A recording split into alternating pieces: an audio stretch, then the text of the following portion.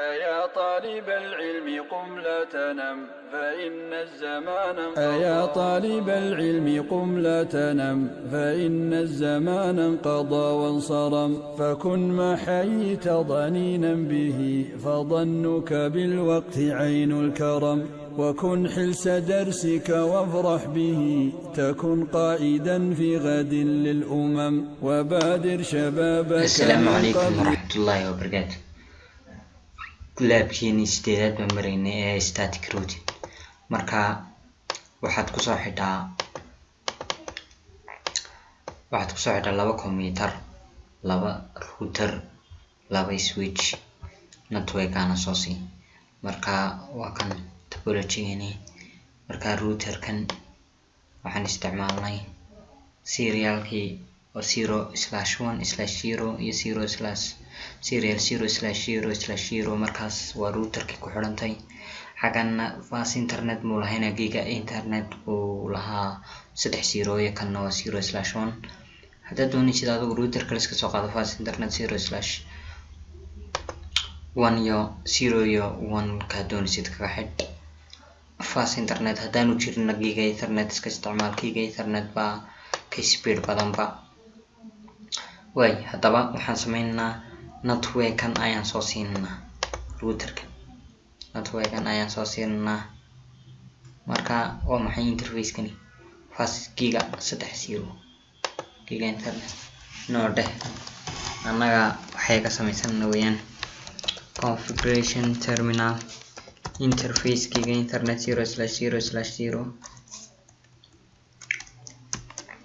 marka koowaad no shutdown no shit IP address kan soo sii 10.1.5 may 5.1.1 255.255.255.0 class C.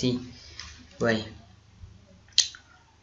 amarku sida yahay kan kalena IP address ka soo sii waa giga internet 20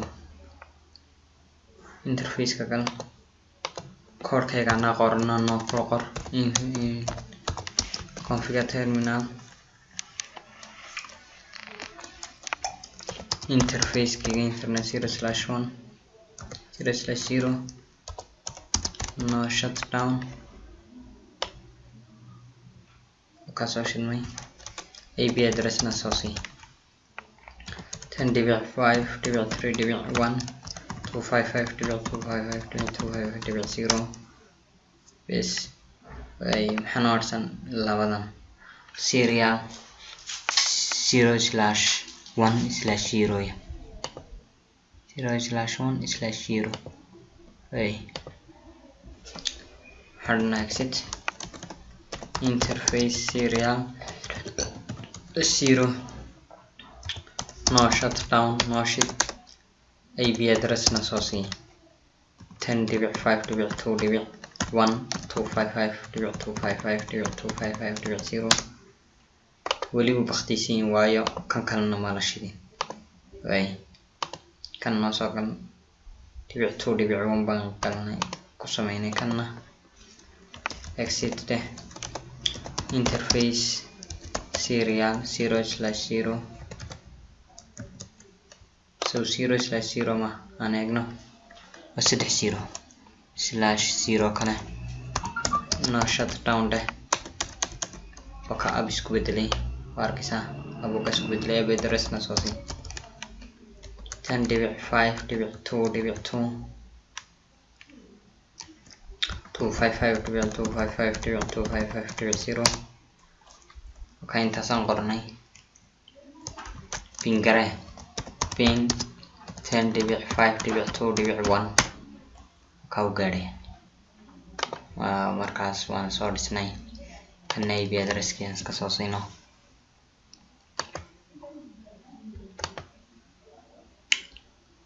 way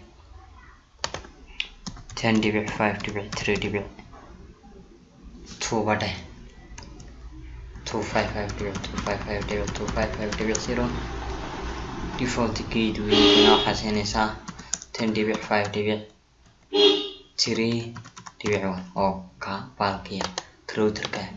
haddaan router-ka ping garayno kan baan kasoo dhaqaaqaynaa routerkaasaan interfacekaasaan ping garaynaa marka waxaan odhanaa ping 10.5.3.1 wakaa u gaadhaya kanaan galno IP address siino desktop 10.5.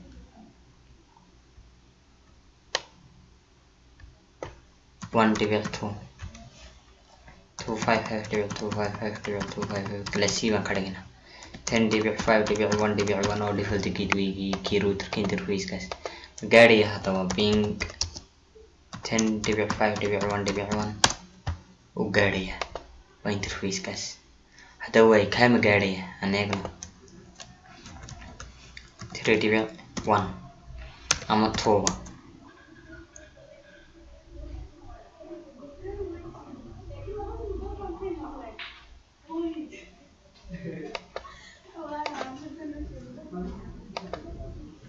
way adarkiisa wuxuu soo qoray unreachable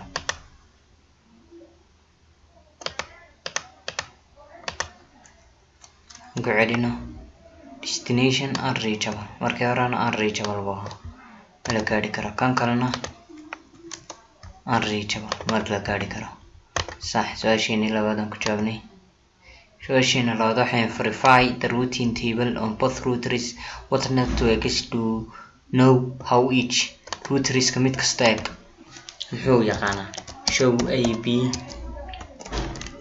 route wuxuu yaqaanaa 10.5.2 networkaas iyo 10.5.3 oo networkana labadaas kaliya uu yaqaanaa kama garanayo kana aan eegno show IP route wuxuu yaqaanaa 10.5.1 oo networkana iyo 10.5.2.0 oo networkaas labadaas uu yaqaanaa kan iyo kan ka garanayo kana muxuu yaqaanaa kan iyo kan ka garanayo sax ay tanaan ku jawaabnay su-aasheena ku xigta waxa weeyaan ping directly between two routers are you successful ku guuleystay labadooda router ba spin garay baa lagu yiri marka waxaan ping 10.5.2.2 wakaa spin garaynaya kana gal ping 10.5.2.1 spin garaynaya wuxuu spin garaynaya labada router waa sax taasi by su'aasheena afraad ping various device on LAN attached routers what works and what does not marka kan waa kii aan soo tijaabinay haddii aan isnidhaahno interfacekaas haddaan isnidhaahno networka gaadhsiiya haddaan idhaahnaba 2.2 oo ah 2.1 oo ah kaas haddaan isnidhaahno ping garee ma ping garaysmayo wuu diidaya request timeout kii labaad oo afar baan sugayna marka ma gaadhayo laakiin kani routerkan uu soo gaadhaya kana routerkan uu soo gaadhaya laakiin wixii xagga ka xigay imka kani ma garanayo wixii routerka xagga ka xiga networkan garamayo kana garamayo kan garamayo kana gaadhi maayo labadoodaba marka routeriska ma isgaadhayaan by implement static routing on router showing that full connectivity is achieved way waxaan odhanaa haddaba static routing kiiman baalaynaa waxaan IP route hey halkiiban tagaya router kiiban ku jirnaa router 0 waa kan kama ku jirna markaan tagayno 5.0 gaas eeg markaan tagayno 10.5.3.0 oo kaasa waxaad ii marisaa interfacekaas ii mari oo ah 10.5.2.2 way waxaanad sheegaysaa adresskiisa oo 255 may halkan waxaan ka qaadanay oo ah 255.255.255.0 waxaad ii marisaa 10.2.5.2.2 ka ii mari weeyaan IP route kana waxaan odhanaa configure terminal odhanaa IP route baan odhanaa 10.5.1.0 markaan kaa tagayo oo maaskiisu yahay class C markaan tagayo waxay siimaysaa 10.5.2.1 kaysii maray iminka waa in isbiin garayn karaan labadaasi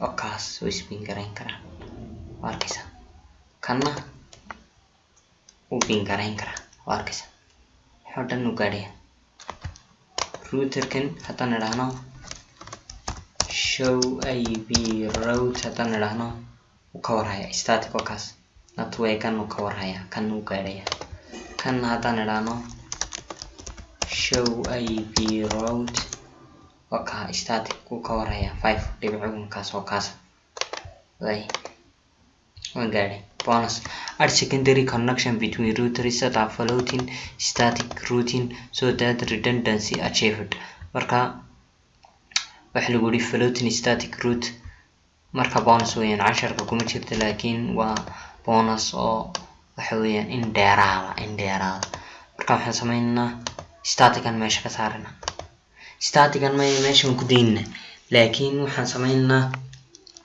static waad arkaysayo administrative distance is 1 marka floating kii baan isticmaalinayo administrative distance is 2 ka dhigana aragta oo ribba madhow isticmaali doonaa aan arki doonaa 1 kaas waxay yihiin show IP route haddaan idhaahno weli static uu noogu jira oo administrative distance baan kor u yara qaadnay maragta haddaba rib baan meesha kusoo gelinaa waxaan odhanaa router rib version 2 baan odhanaa networkini baan haysiinaa 10.5.1.0 iyo 2 nagu xidhay no auto summary na odhanaa kan kale haddaan intaas oo kale nidhaa configure terminal waxaa nagu xidhan router rib version 2 network haysi 10.5.2.0 iyo 3 no auto summary na waxa weeyaan classless marka haddaan idhaahno show IP route haddaan idhaahno wax soo galay meesha ribkii baa meesha soo galay marka ribkaas hadduu meesha ka baxo labadii weli way iskaadhayaan maaragta way iskaadhayaan rib baa la isticmaalaya marka ribkaasi hadduu meesha ka baxo aan idhaahno imka kaba soo qaad hadduu ribku meesha ka baxo aan idhaahno no router rib haddaan idhaahno ka saarno waxaa soo geliya meesha show IP route static iyo meesha soo geliya static iyo administrative distance badan ribka marka rib baa meesha ku jira 120 haddaan kan ribkan ka saarno configure terminal aan idhaahno no router rib waxaa meesha soo geliya static iyo meesha soo geliya 120 marka administrative distance badan ka yar ayaa routing table ka soo geliya intaasna waan sheegay floating static route waa administrative distance iyo soo kor loo dalacayo. Wassalaamu calaykum waraxmatullaahi